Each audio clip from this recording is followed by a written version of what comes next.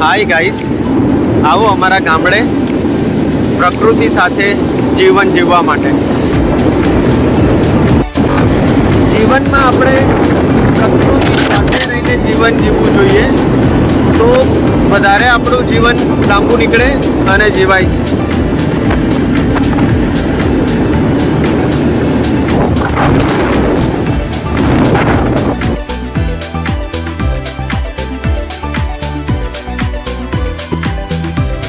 Priyanka madam, તમે ક્યાં આજે નીકળ્યા છો?